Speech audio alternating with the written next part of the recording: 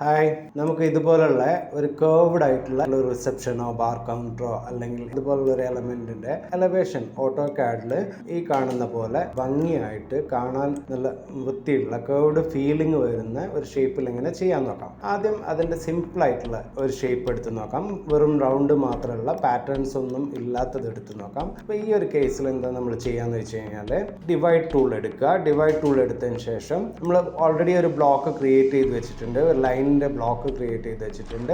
Right click ചെയ്ത് block എടുത്തു.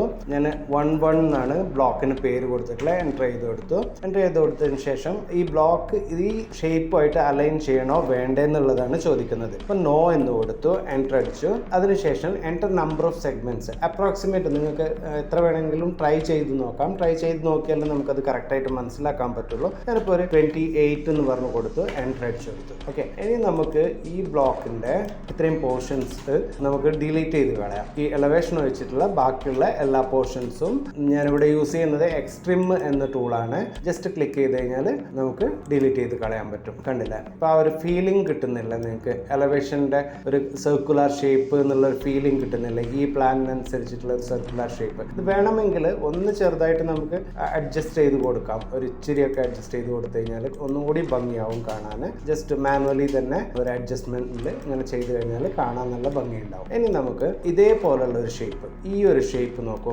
ഈ ഒരു ഷേപ്പ് കേർവ്ഡ് ആയിട്ടുള്ള ഷേപ്പാണ്. ഇതിന്റെ എലവേഷൻ കണ്ടോ? ഈ രീതിയിലാണ് ഞാൻ ചെയ്തു വെച്ചത്. ഈ രീതിയിലാണ്. ഇതെങ്ങനെ നമുക്ക് ചെയ്യാൻ നോക്കാം. ഇത് വളരെ സിമ്പിളായിട്ട് ചെയ്യാവുന്ന ഒരു കേസേ ഉള്ളൂ. നമ്മൾ ആദ്യം എന്ത് ചെയ്യണം? ഒരു പാറ്റേണിന്റെ ഒരു ബ്ലോക്ക് ക്രിയേറ്റ് ചെയ്ത് വെക്കാം. ഒരു ബ്ലോക്ക് ക്രിയേറ്റ് ചെയ്തതിന് ശേഷം അതിന്റെ കോപ്പീസ് ഉണ്ടാക്കാം. കോപ്പീസ് ഉണ്ടാക്കാൻ ഞാൻ യൂസ് ചെയ്യുന്നത് കോപ്പി വിത്ത് അറേ ആണ്. കോപ്പി വിത്ത് അറേ യൂസ് ചെയ്തു, എൻ്റർ അടിച്ചു കൊടുത്തു.